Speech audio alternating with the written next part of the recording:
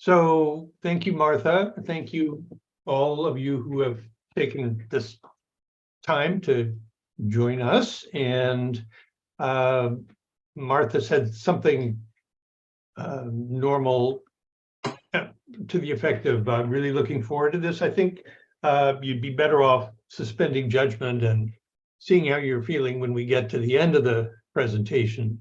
But plan is to have about a 45-minute presentation, although I have a couple spots in there for some discussion. There's first a quiz coming up, not too long, and then another option for discussion, and then we'll get to the end. So anyway, it's a pleasure, and I'll just, let's see, I need to share the screen and start the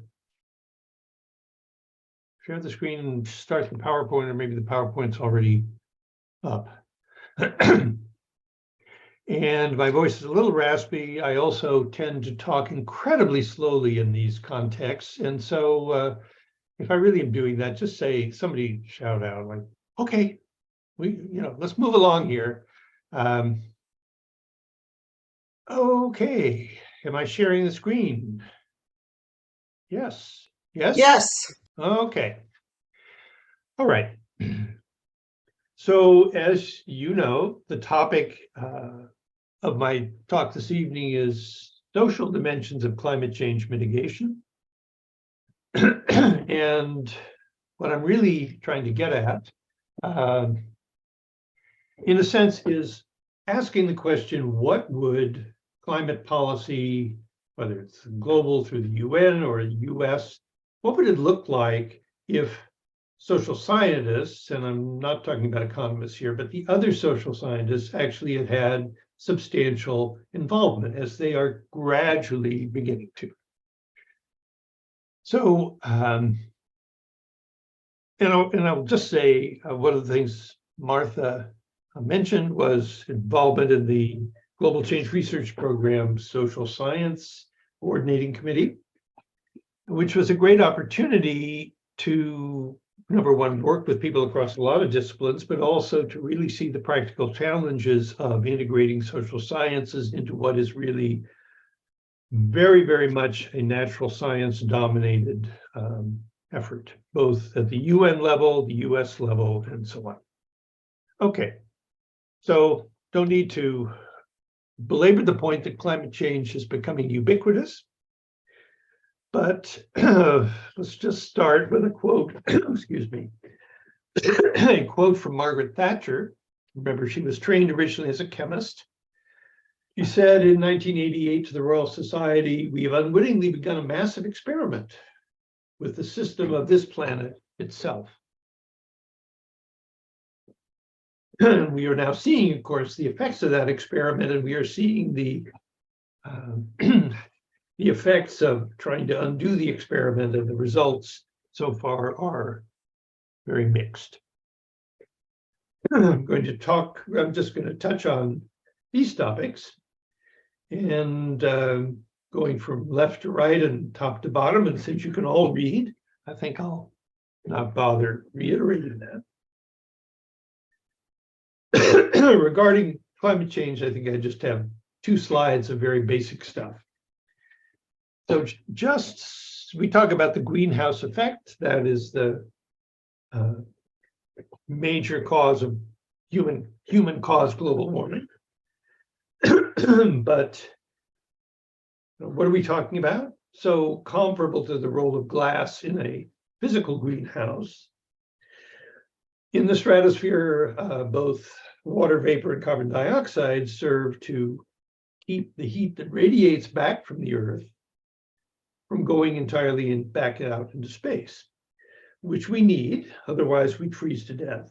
But the fossil fuel economy has upended that to a point where it's gone way crazy.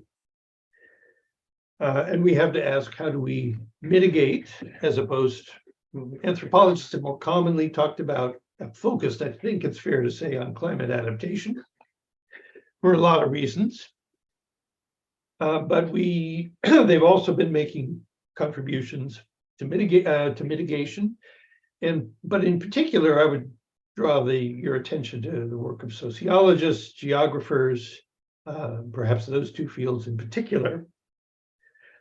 Anyhow, and these are some of the culprits, as you know, that are being unleashed by the fossil fuel economy and trapping more heat than is good for us.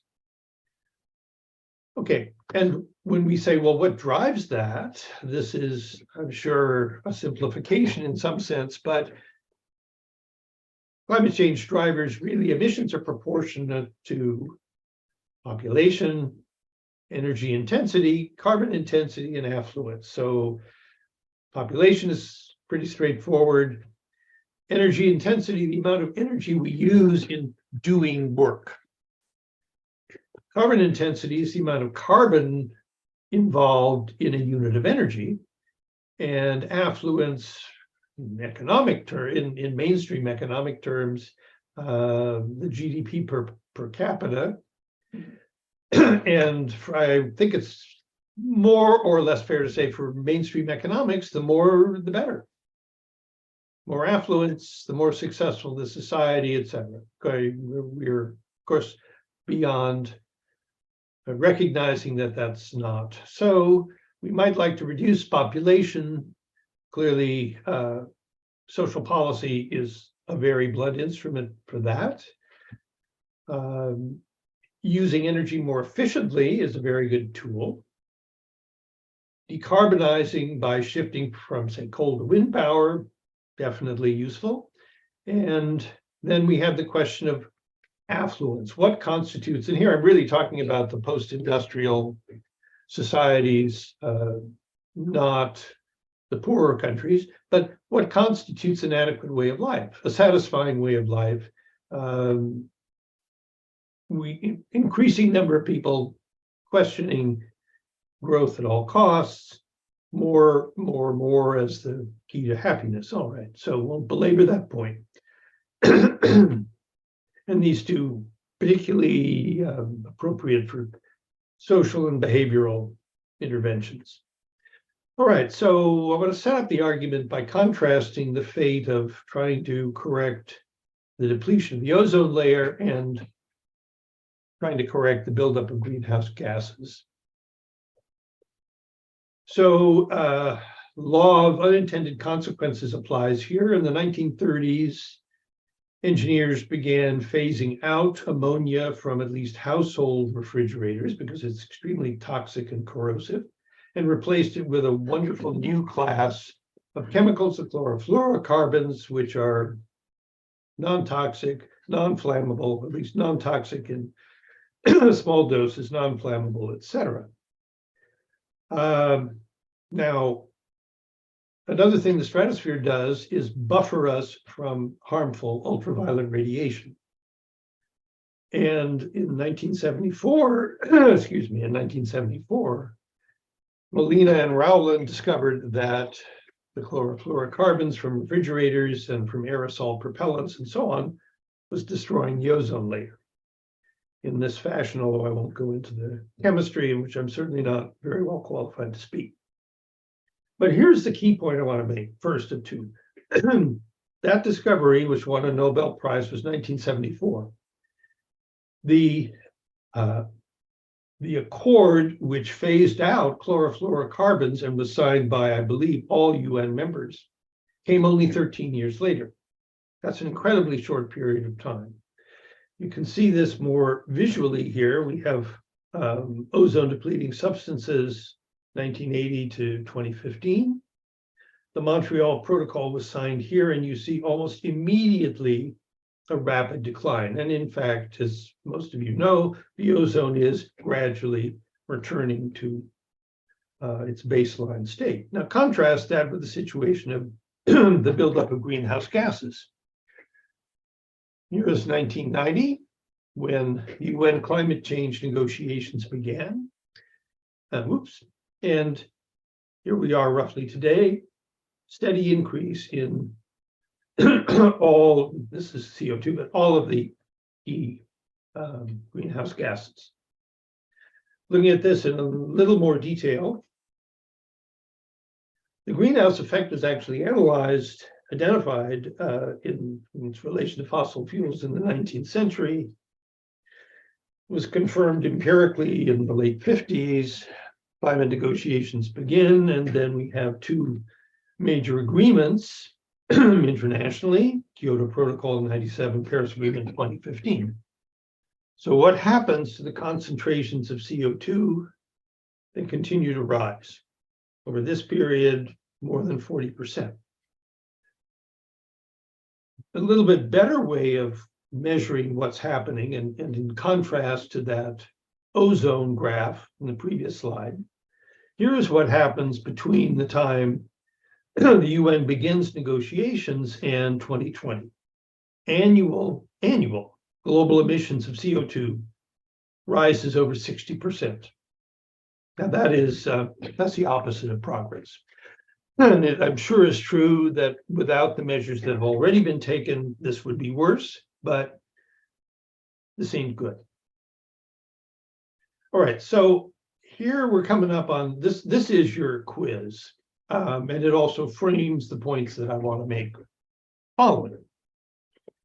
So ozone loss and climate change are in certain respects very similar. They both involve chemical reactions in the stratosphere, and they were approached with much the same international science policy regime. And in fact, the Montreal Protocol for Ozone was used as a model for the UN's climate framework agreement. So my question for all of you is, why have the outcomes been so different? And I need to stop sharing so that Martha can see all the eager hands of people who would like to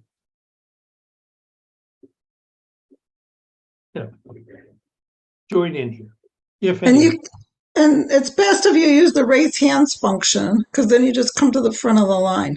Under the chat, that's under reactions, the That's bottom of right. the screen, reactions and raise hand gesture. Right? That's right. And Trish is on first. Well, I would imagine it's because the oil and gas industry is so much more powerful than the chlorofluorocarbon industry and has had the money to fight these kinds of provisions. David? Yeah, and approaching it from the other perspective of the human on the ground, not the big corporations, my immediate thought was there's something about a hole in the atmosphere or the ozone layer that was really significant. And there was no similar single image about climate change that was so dramatic and easily grasped as an object of fear.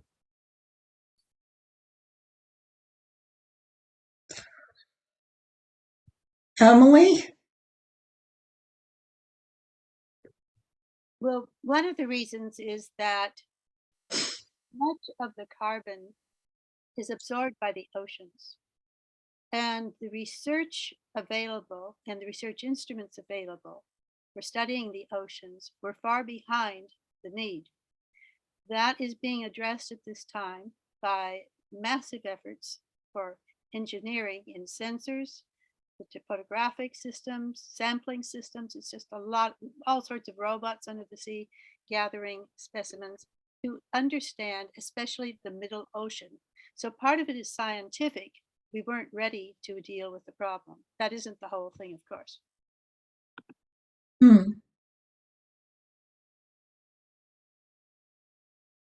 Jerry? We are all tied to our cars, to petroleum. Our whole economy is tied to petroleum. And so we can do the analysis of this or that, but we're all victims and the causes.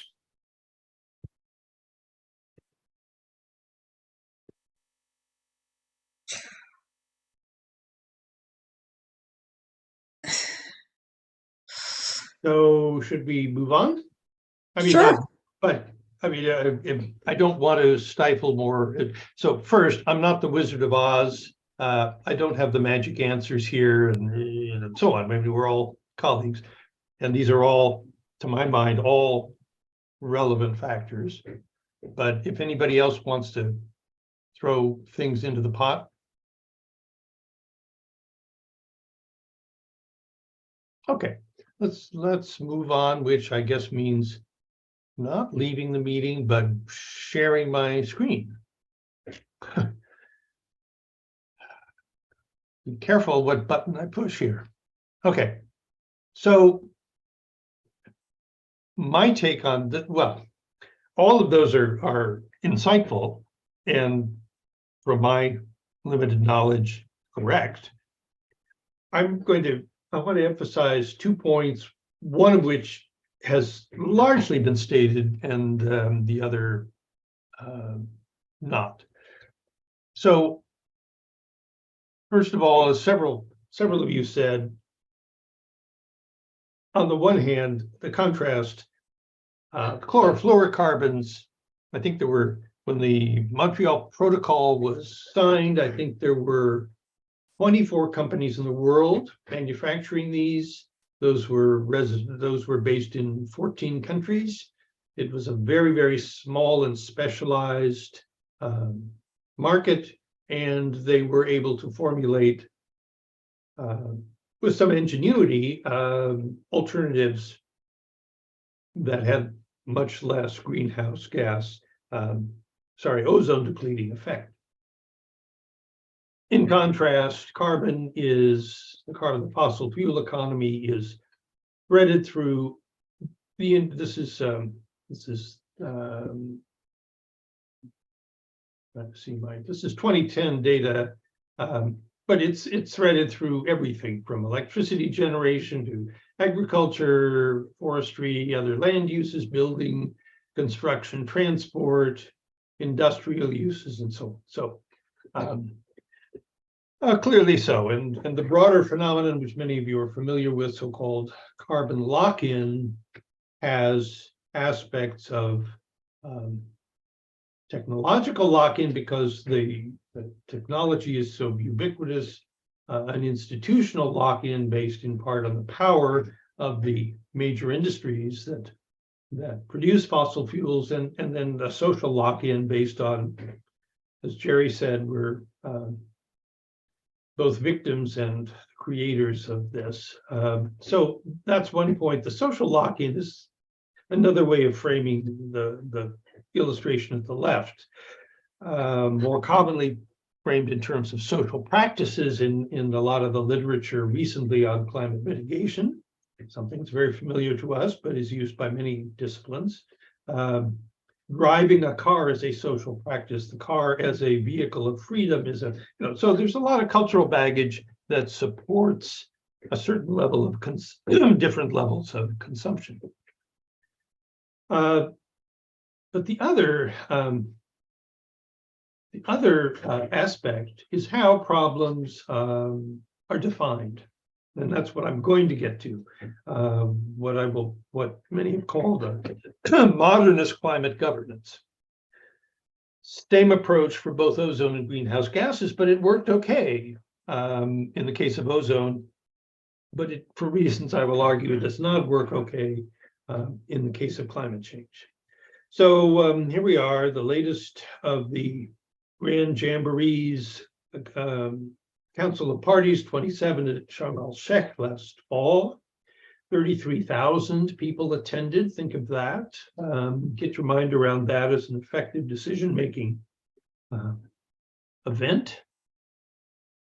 And this personifies, for good and bad, what you might call modernism. So it starts from the premise, this is not my phrase, that seeing climate change as an environmental problem. That is, I'm going to elaborate on that in a minute, but think of just the blowout Deepwater Horizon, an environmental problem, something that shouldn't be in nature suddenly was in nature. Humans have intruded, and we have to use expertise to fix it. Solutions are provided from top down. Governments know best, national governments, UN and national governments particularly. Broadly speaking, the current state of affairs in the world is the right foundation. That's not a problem. Although innovation is needed, but within those limits. Sometimes the geographer Mike Hume refers to this as reformed modernism because it recognizes we need new technology like wind power, we need new institutions such as carbon trading, but broadly we're staying safely within the colored lines. Capitalist markets are essential for excuse me, success.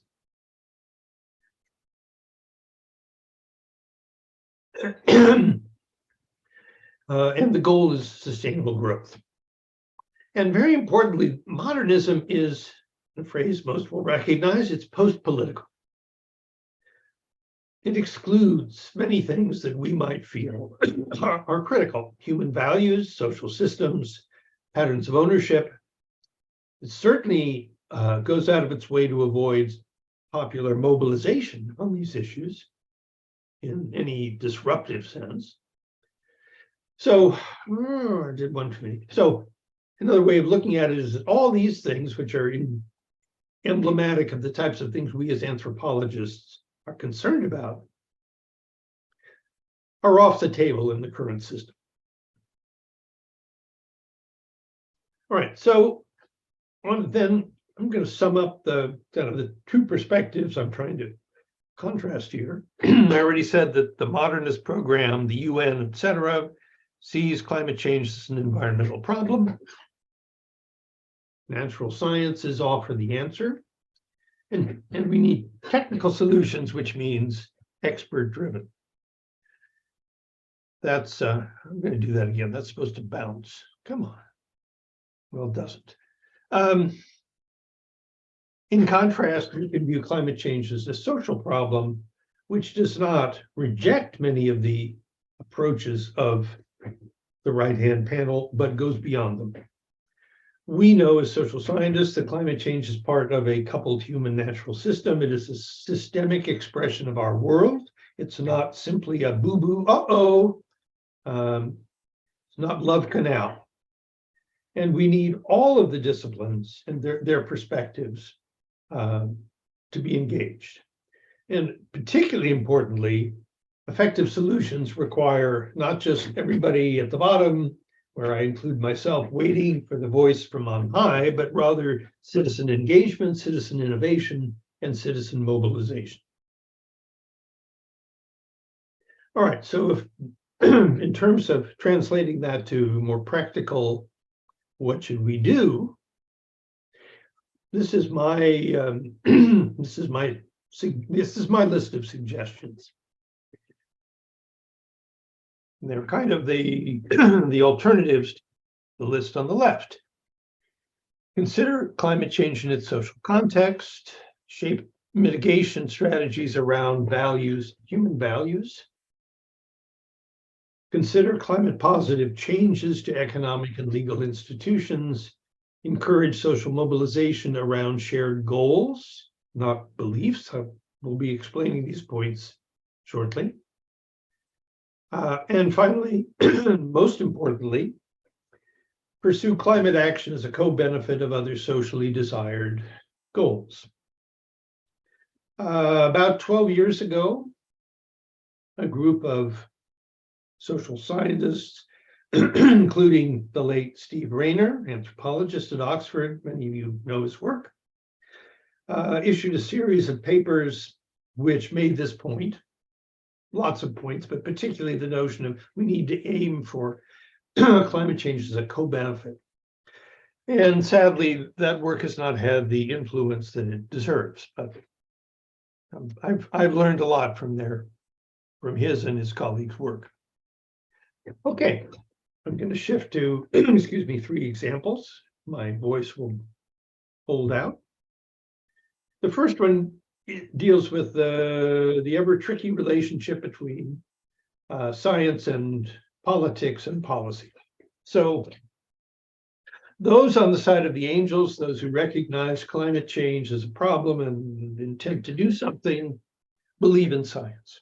And I remember probably 10 years ago at a AAA meeting, in a session that was really just an open discussion about climate change, this theological assertion over and over again by my colleagues, like, I believe in climate change, I believe in climate change.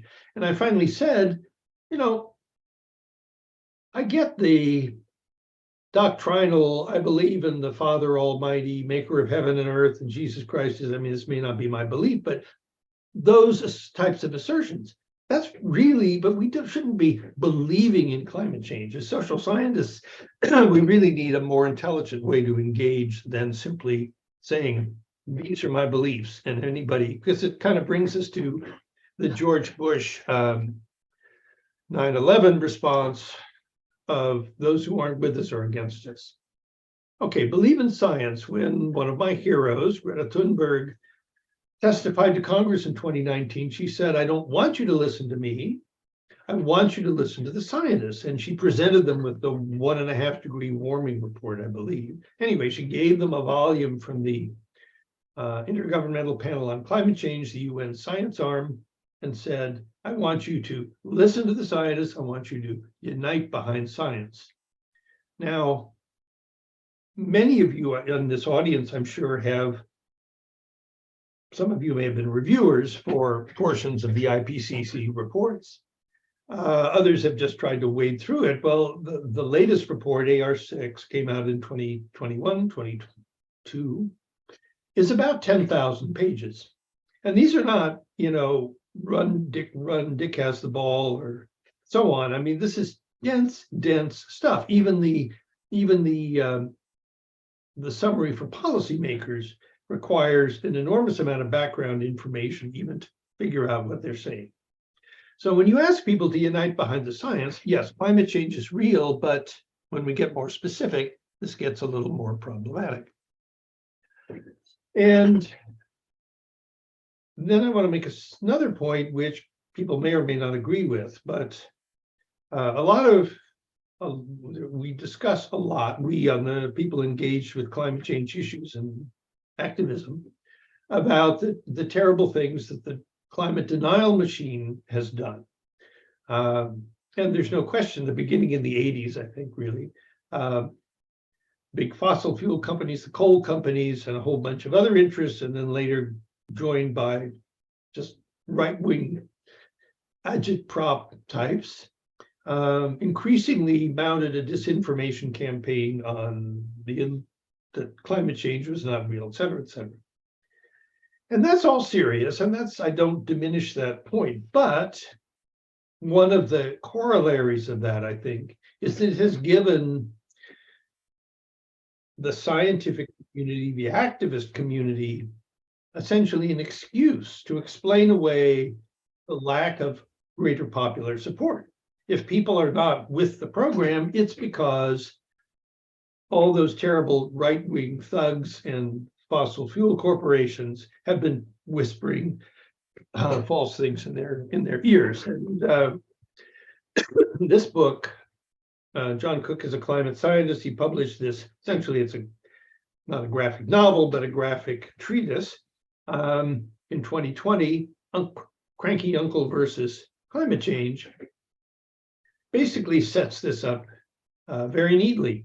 It's like the biblical sorting the sheep from the goats. The sheep, those are the good guys, in case you're not up on your Bible, are here, climate scientists and their loyal followers and so on. And then we have the goats. We epitomized, very ageist symbolism, by the way, speaking as somebody who's old, by your stereotypical cranky uncle, ignorant, set in his ways, unwilling to listen, just in general, I'm like, why bother? And that's and this book expounds that contrast at some length.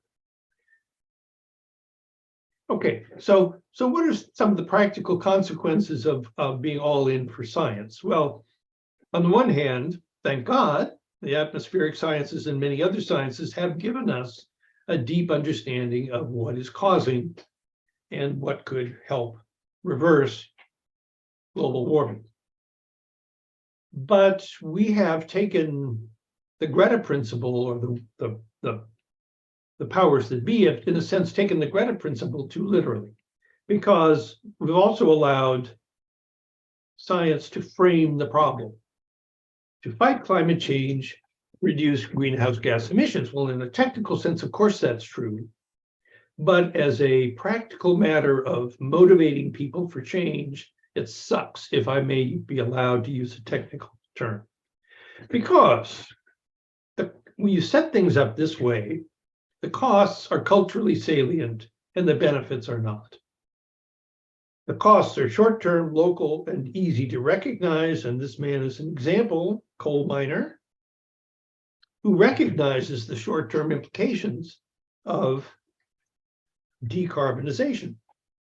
And what are we offering in the way of benefits? Well, maybe 30 to 50 years in the future, you might see a bending of the curve of greenhouse gas emissions and gradually some slowing and then reduction in the violence of storms and this and that and so on. But don't look for it in your lifetime, or maybe not your children's. Now that's a pretty hard case to sell. Many, it's and it is also a very hard case around which to, even if you want to participate, even if you want to be on the bandwagon, it's a very hard way to frame things so that there are things you can actually do. All right, so I'm just reiterating the point that people believe a lot of things. Americans believe a lot of things. And framing this around a belief in climate change is not necessarily real smart, because people, have different views. So rather than framing climate change as a matter of doctrine, what could we do? And so this is my second pause here for enlightenment from a very talented group of colleagues. So these are sort of the same question in different ways. If the cost of reducing emissions is culturally salient, but the benefits are not, how could we proceed? Or if the denial machine is offering us an excuse to dismiss the diversity of attitudes, what do we do? So I'm going to stop sharing and see if anybody would care to either argue or join in or whatever. And chat in the raise. Could you repeat the question we're responding to? My meeting. Well, it's just if we don't, it's basically if for the sake of argument, we try to shift from framing the problem as reducing greenhouse gas emissions, even though we definitely want that to be an effect. Well, then what do we shift to?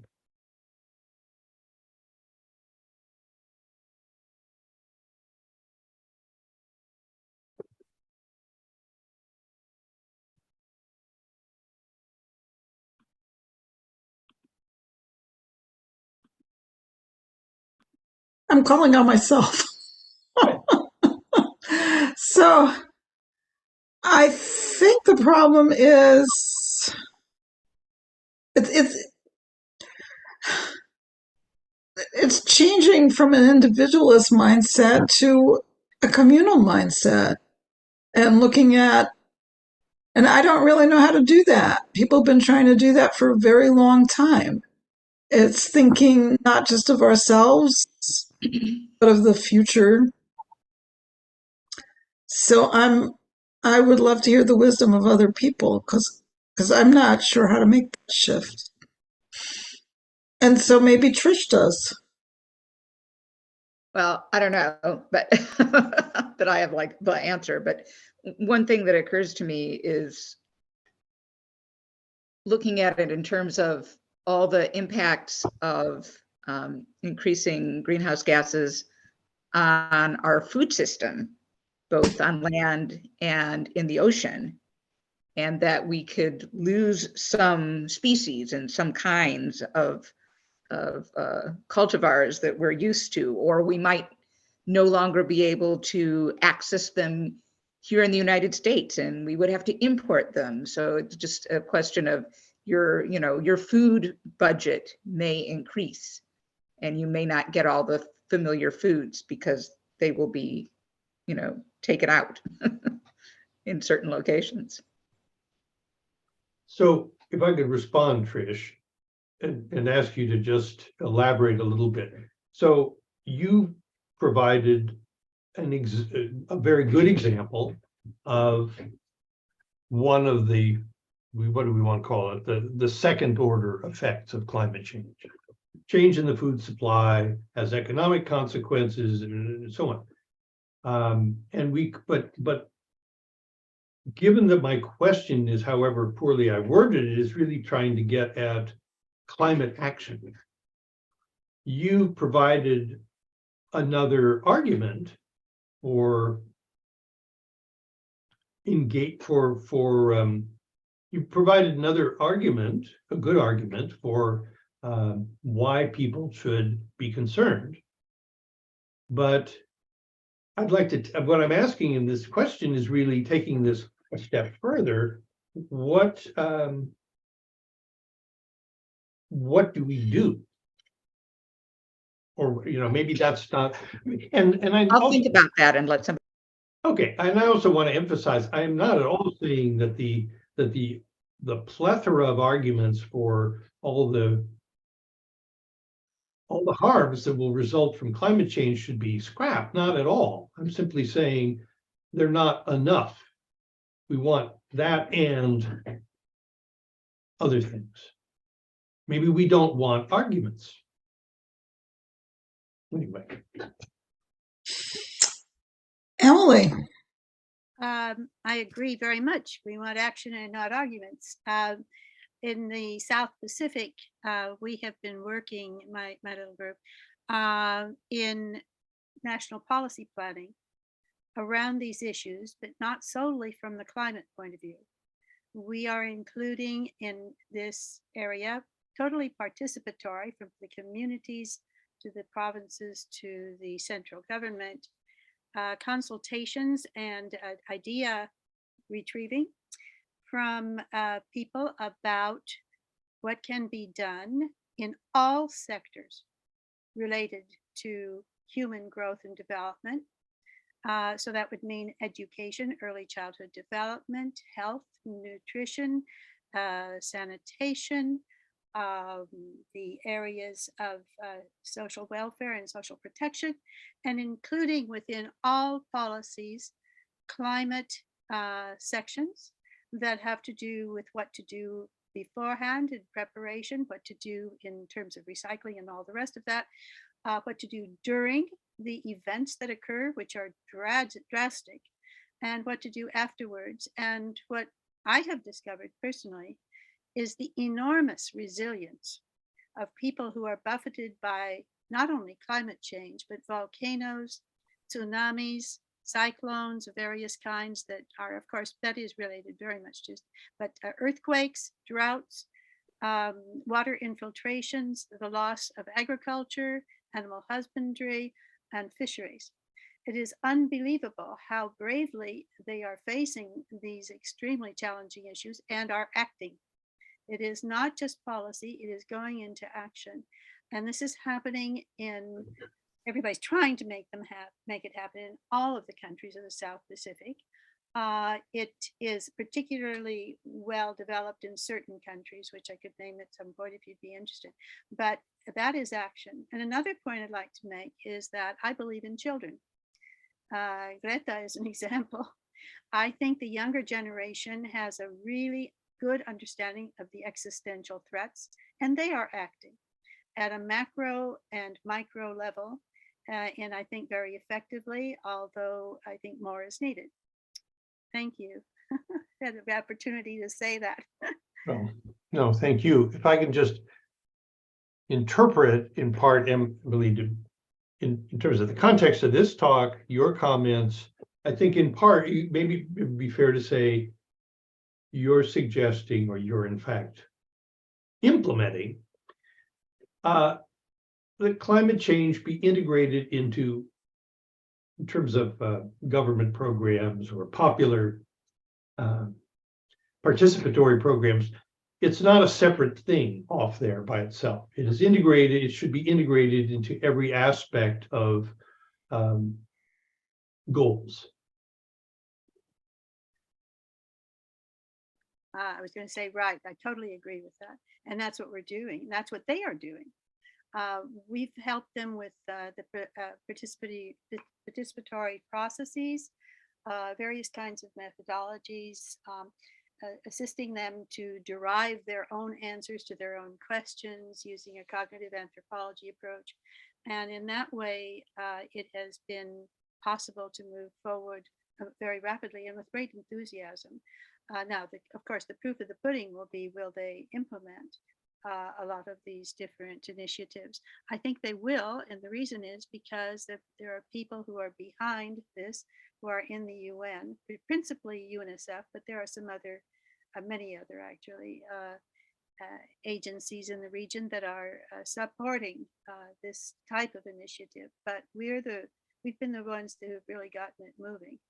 And I think that I think one of the problems is that we don't have as much of an existential threat in a lot of places. It's amazing to me that people can be so blind to what has happened in spite of the fires and droughts and tornadoes and all that we're having, for example, in the United States. And they still say, as you said, I don't believe in climate change. It's just a weather change.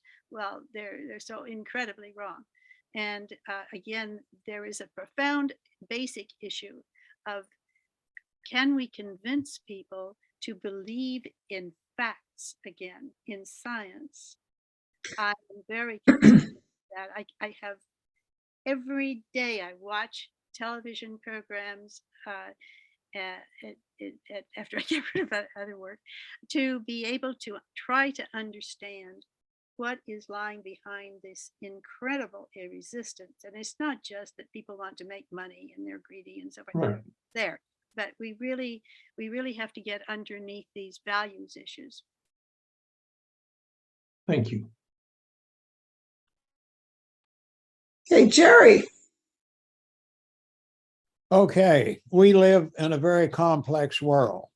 Every place on the planet is different, with different histories, different communities, different natural resource endowments. And so we can think about the big problems controlling various types of pollution, trying to improve water. But our approach has been to get away from the arguments, because this just causes trouble, and find solutions that benefit local people. For example, in Sri Lanka, expanding the forest gardens. And so people gain income. People have increased their income by going back to forest gardens, sometimes by 1,000 to 1,500%. Here in Virginia, we're starting to produce sheep for medical research. This requires regenerative management of our pastures to produce forage. And so we get away and we completely disallow talking politics, Trump versus whoever, because we're finding positive things for people to engage in. And once this is up and running, you move from selling a lamb for $200 to selling a young sheep for $3,500. And this attaches to the medical schools. So you find things that make a difference. And we're going to have to not only control at a policy level and control the big polluters, but we're also going to have to find solutions that are attached to livelihoods at the ground.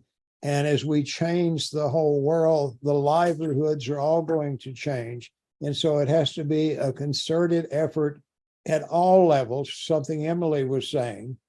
And this is where we have to go. What we're doing now in our minds is we're setting examples of what's possible, but this requires a deep understanding of the specific environment which we're in, plus specific markets that we can engage.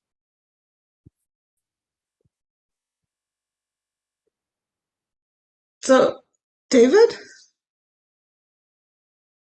Thanks. Yeah, Rob, thanks for your question. How do we frame this issue not as a greenhouse gas reduction question, but something else? And I for a time, for nearly 3 years, I was in a unique position, I think, to sort of push the Bureau of Land Management toward thinking about greenhouse gas emissions and the consequences of spewing more and more greenhouse gases into the atmosphere. I worked really hard to change bureaucratic mindsets, and I actually failed at changing bureaucratic mindsets around greenhouse gas emissions.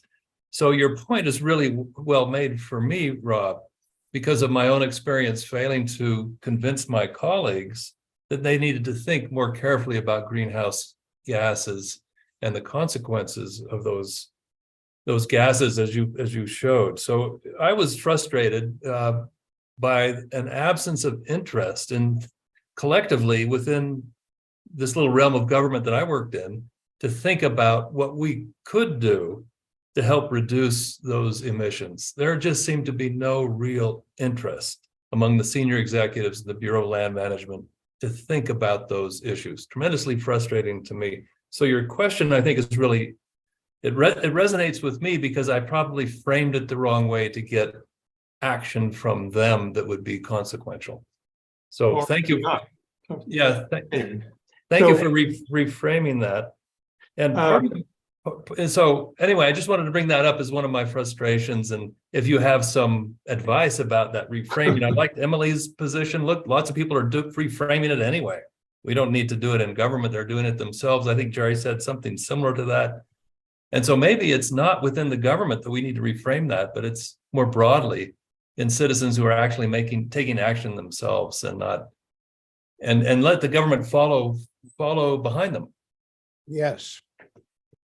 Well, just echoing Jerry, speaking as somebody who, as you know, David, also worked at the Bureau of Land Management for 15 years before you were there, and having a very, not in the senior executive service, but having a lot of engagement with issues of how do we, in the socioeconomics program, how do we characterize the impacts of climate change?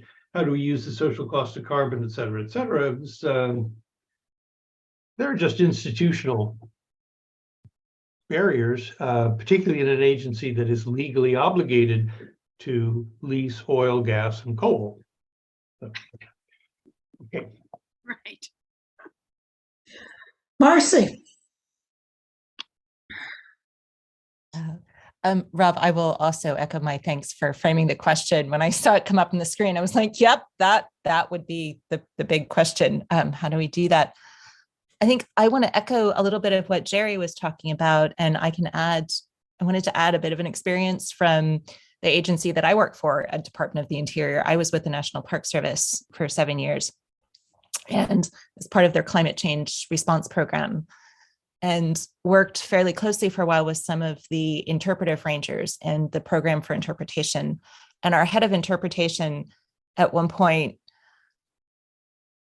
sat down with a bunch of us and she said, I know the impulse is when you have taken in the science and you see the scope of the problem and you see changes that need to be made, the impulse is really there to say, I want to tell people about the science and I want to tell you about what I'm seeing. And then the expectation that comes from that is they will see it the way you see it, and then they will change their behavior. And she said, what we see from interpretation is actually the reverse. Is one of the most powerful things you can do is help people become involved in doing something. And then once they are involved in doing something, they begin to ask their own questions and they have taken it in. And then they make their own decisions to change things. And I'm still trying, with Rob's question in mind, trying to how do we do this at the scale that really addresses climate change well? Because our system is still so set up so that the people that have the most are causing the most problem, but they have the most change to engage in if they were to change their behavior. But that lesson from that head of interpretation is still with me in that sense of how can we do some of those things like local farming, I think the 15-minute city approach, where you start to create opportunities for people to live and behave differently and create that space to be like, wait, I like this better. I want more of this. And it's so frustrating because it doesn't feel like it's at the scale that we need it at. I want it change right now. but working upwards from people having those experiences and saying this is better, has the potential, I think, to start to create that broad-based sustainable change going forward. So just wanted to add that from Park Service Rangers and hats. So thanks again. We listen first. Yeah, should be a good anthropological maxim. Okay, that was really very interesting. Thank you. So I'm going to, if there are no other comments right now, I'm going to regain control. We're going to try to, at least electronically. And just checking the time, it's just about 8 o'clock. And I think I would be exhausted if I were on the other side of the screen by about 8:30. So what I'm proposing is I might talk till 8:20. And then wherever I am, I will stop. So we have at least, let's say, 10 minutes for final discussion and so forth. Okay, so moving on. There is many. Well, I'm struck by a common theme in many of your comments based on your own experience of get away from arguments, help people do something, etc. Because that's just where I'm going. So there is Yale has done for a number of years what they call the six Americas, where they, through a fairly complex set of questions, they develop 6 bins for assigning Americans from highest belief in global warming to the lowest, which they characterize this way. And as of 2022, this is the percentage of the population in their surveys that fit.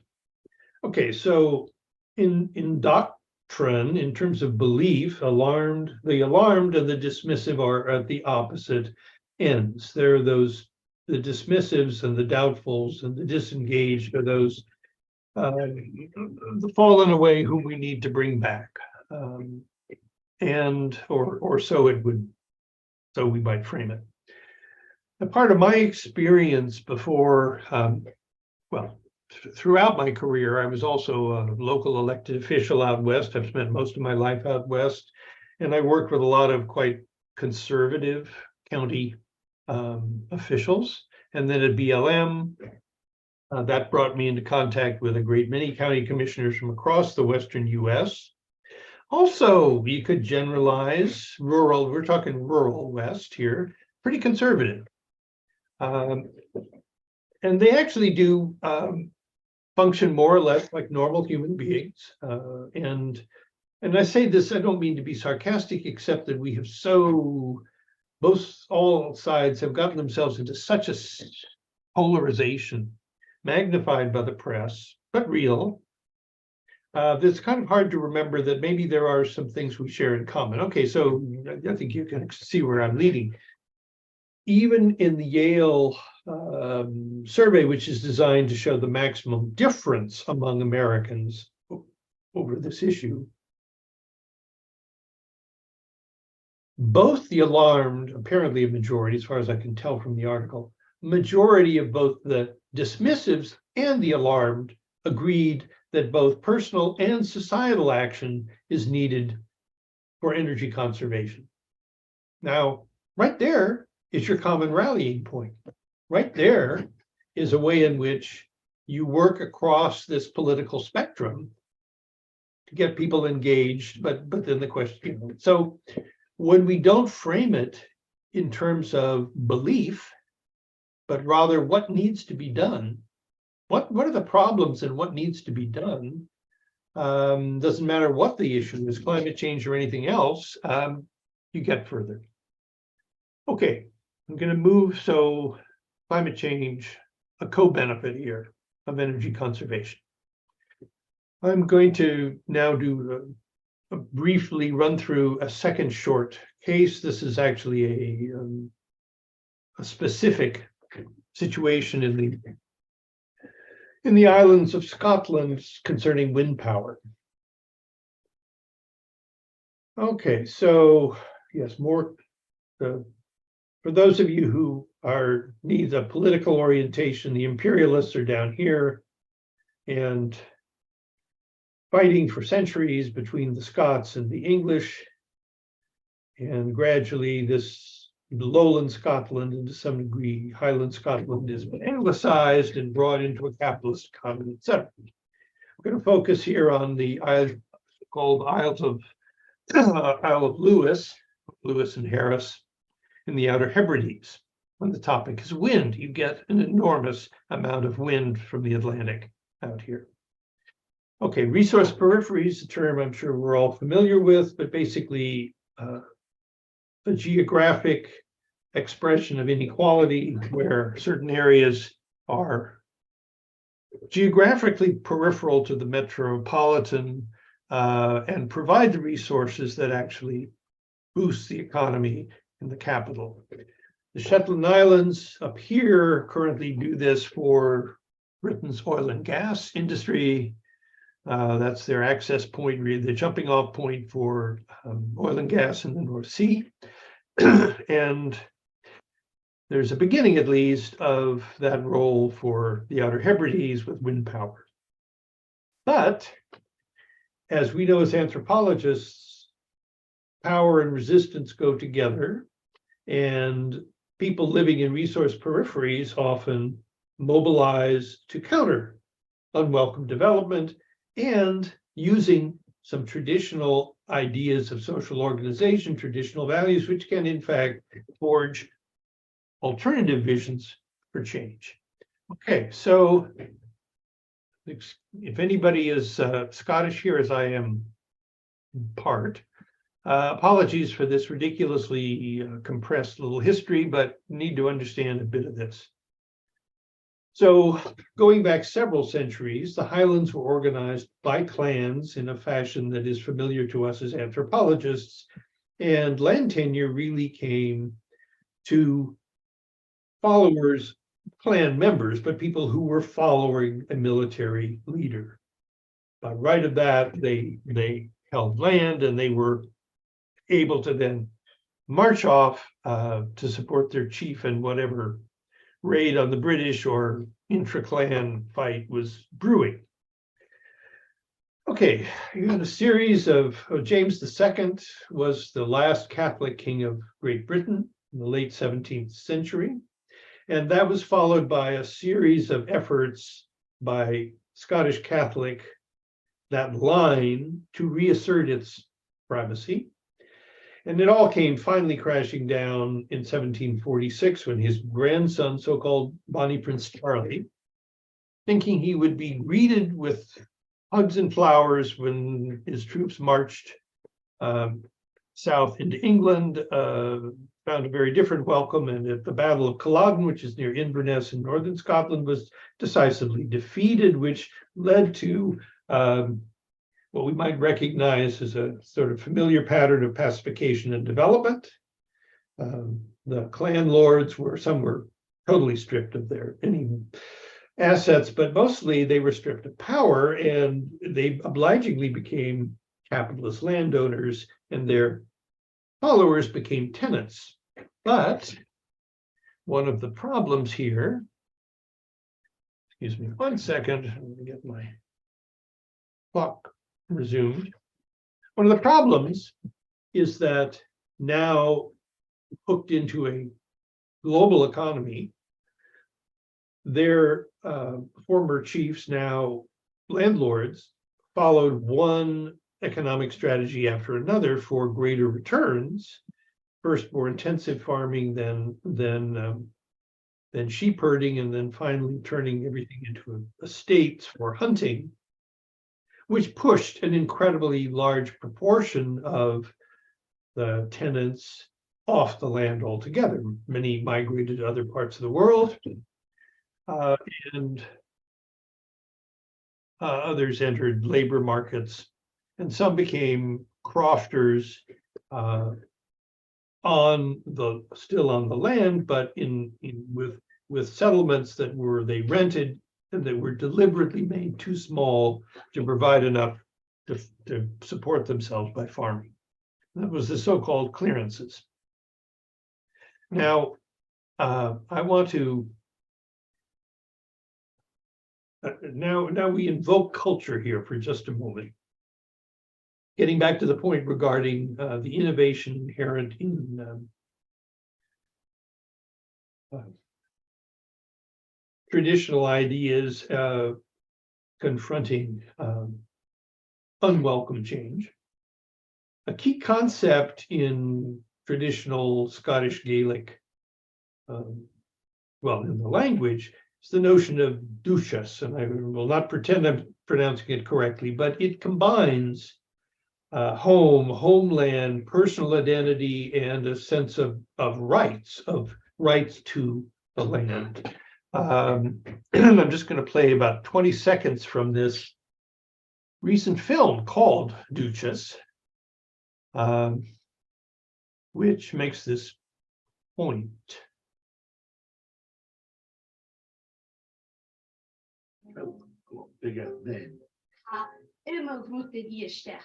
An y dúchas. Ha na dúine ga bonio am, ha ertri na dúine sin, ha da tas to hokal. There is no word in English for duchas. So it's culture.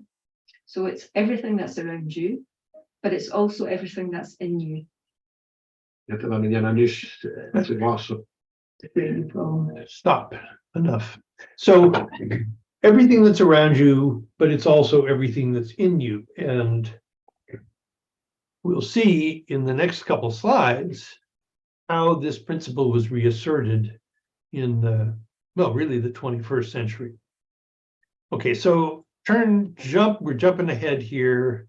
That was describing 20th century recollections, but I want to talk about wind power really at the turn of this millennium, turn of this century.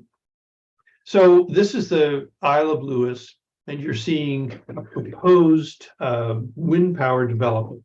These are very large turbines. This was proposed, and I have to say, this is a very small island. So 12 miles across here.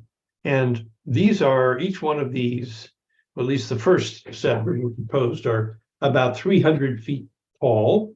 They're large things, as wind turbines tend to be. This is all on land.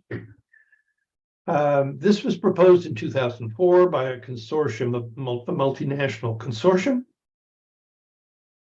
and on what was a series of private estates then. The proposed project would have been the largest wind power generation in Europe at that time.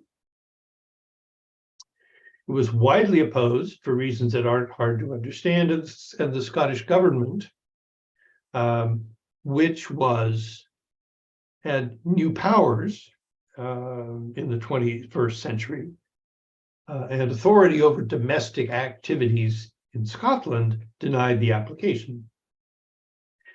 Meanwhile, going back to Duchess and the clearances were not, from the 18th and 19th centuries, were not quietly accepted. They were, in fact, opposed by many means.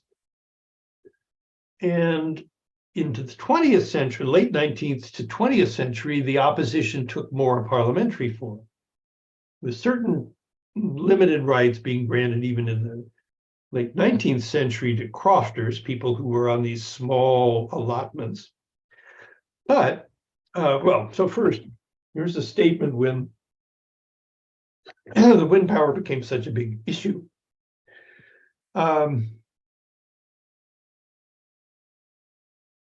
Most of Lewis belongs to the landlords legally, but we believe the land is morally theirs, or the people believe it's morally theirs. That is the notion of duchess. Okay, enormously concentrated land ownership. In 1873, the entire Scottish Highlands was owned by 15 owners. And even in 2020, Scotland had the the most concentrated ownership of land in Europe. But in 1999, the Scottish Parliament, which was dissolved in 1707 as part of the bad blood and continued fighting, the Scottish Parliament was reestablished in 1999 and began addressing a backlog of legislation which had sat without action in the British Parliament in London. And one of these, in 2003, gave crofting communities the right to force buyback from private owners of these estates. Something which there was, and I read that there was a visiting delegation from China, the People's Republic of, and one of the officials remarked that they would never do something that daring in China. So it's pretty radical. What was the Galston estate became a trust in 2007, owned jointly by all of the tenants, 22 villages, 56,000 acres of coast, and there are a number of others such estates in place. So this is the new picture of land ownership on Lewis. And there's a crofting commission. There are, won't get into the types of tenancy, but it's for crofting, but it's in a sense reviving old land use practices. But kind of key idea is individual leases plus grazing commons. And 70% of the Western Isles, that's the Outer Hebrides, people live on community-owned estates now. So, second wave to wind power, the Galston Estate Trust established this nonprofit to finance and build much smaller scale wind energy. By 2015, they had 3 wind turbines powering 2,100 homes, and there are a number of other smaller scale power projects and some larger, but under consideration. But they are working from a collective land base rather than simply being powerless tenants of an overlord. And there are 3 turbines. So it's the end of my second example, and climate mitigation is a co-benefit here of land trusts and community-based energy. Okay, I'm going to skip the third example, which has to do with housing, affluence, and the tripling of in American homes, the fact that since in the last several decades, we have 3 times as much space per person with commensurate energy use than we used to, and just cut to the conclusions. One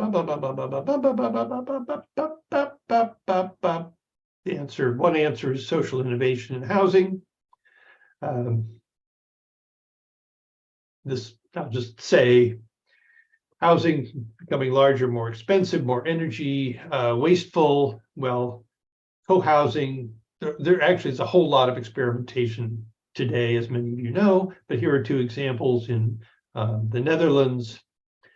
Humanitas Deventer, where it's a residence for senior citizens, but students are given free rent in return for the understanding that they will spend a certain number of hours every week working with, helping, discussing, just learning from the older residents. And then here in Germany, we have a communal living, which I think has, my notes are partly covered up by the presentation, but I think there are 60 adults and 20 children, their own individual dwelling space, but they eat and live collectively, and they have 13 business enterprises, which support most of the people there. And the sign, for those of you who read German, I don't need to say, eine andere Welt ist möglich, another world is possible. Okay. So summing up, just the points I made earlier. We should consider climate change in its social context. We need to shape strategies for mitigation around human values and understandings. We need to consider climate positive change to economic and legal institutions. Encourage mobilization around shared goals, not uniform beliefs. And pursue climate action as a co-benefit of other socially desired goals. And with that, I thank you very much. I will stop sharing the screen and turn it back to Martha. Great. Sarah, do you want to speak to any of your comments that you put in the chat?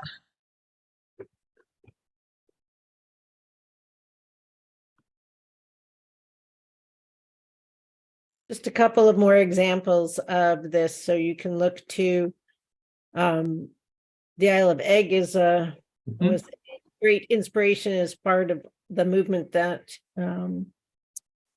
Robert is speaking about. They bought back their island from the landlord, and they have been really quite an amazing, very, very small island leader in the Western Isles in terms of all of these things. They run their own hybrid system that is hydro, solar, and wind on the island, and do a lot of outreach and education. So it's an example of a community that not only reclaimed the land as part of the Wildlife Trust, but also developed their own system.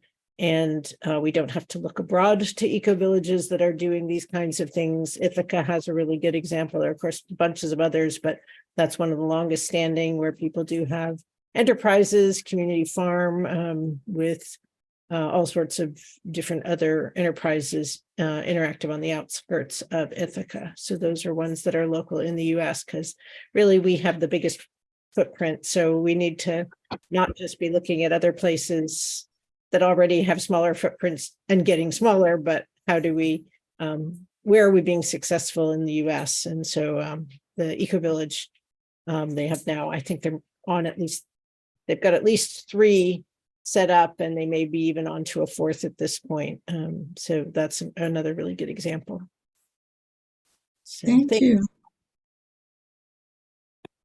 Anyone else?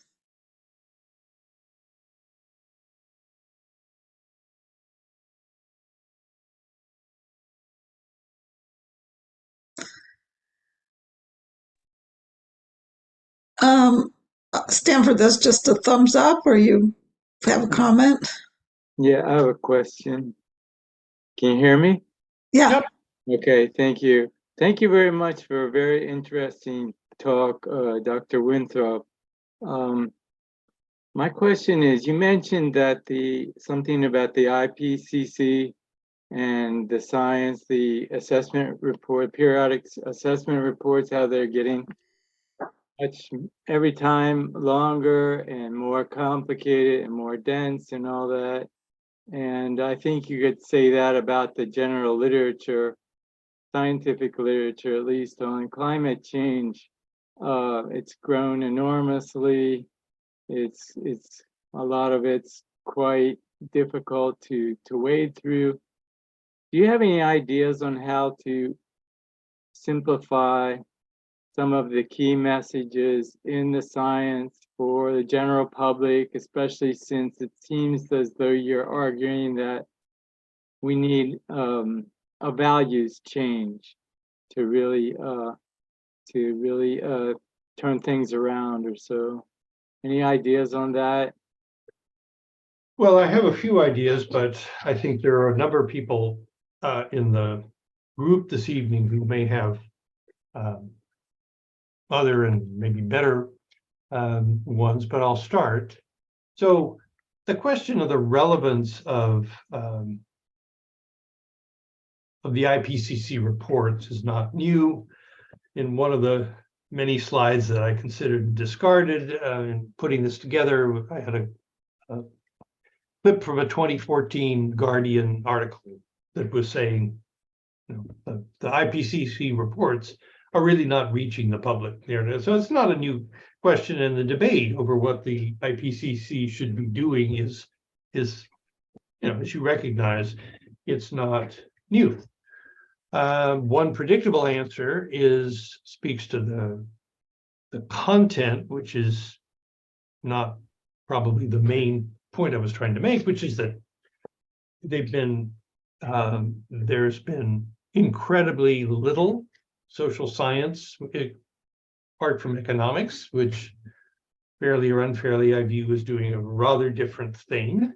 And in fact, I'll say, I think the economics profession bears a lot of the responsibility among experts for our being in the position we're in, because they have really led that modernist program in many respects. I was a reviewer on the US side for chapter 5 of the Mitigation volume, which dealt with kind of the social context of mitigation. And it was a huge improvement over the AR5 of 2014 or whatever that was. But it's also pretty much isolated in that section. And there was, and I haven't really gone back to double check this, but there was a very robust social science primer that was in addition to the main text that I applauded, but I think has disappeared. I don't see it in what was finally issued. But the more fundamental question really here is, and I think you're raising is the matter of style or audience and so on. I mean, it's not the audience, it does not speak to a popular audience and was never intended to. So in one sense, criticizing it for that is unfair. But at the same time, this is the messaging from the UN. It is the global official portal. And it's also, as many of you know, the IPCC reports, although scientifically very credible on the whole, are subject to veto from every one of the UN members. Not really, I think this isn't so much seen in the main report as it is in the policymaker summaries. So those are problems. I think you look to, well, maybe you do something similar to, and I don't have up-to-date information on the American version, but the US Global Change Research Program tried to shift before Trump came into office to a sustained assessment, something that would be engaging stakeholders on a more ongoing basis. And I think that was the committee that was overseeing that was dissolved when Trump came in, et cetera, et cetera, et cetera, as opposed to doing periodic reports. Some of you may have more up-to-date information. Thank you.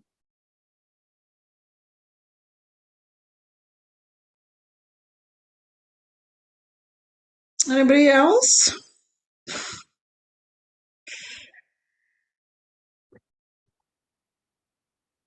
Well, I thank you, Dr. Winthrop, for this really great presentation, and I thank everybody for your comments so that we could have some kind of interchange on the screen. Yeah. And I don't have an announcement of a next program. This is the end of the program year, so to speak, but look at your, just stay apprised of your inbox, because I do believe that some things will be coming down the pike soon. So Great. And I want to thank everybody who joined, and really interesting discussions for which I very appreciate. Thank you, Rob. Thank you, Kit. It was a good presentation.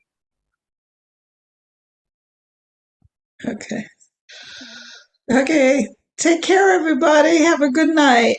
Bye. Good night.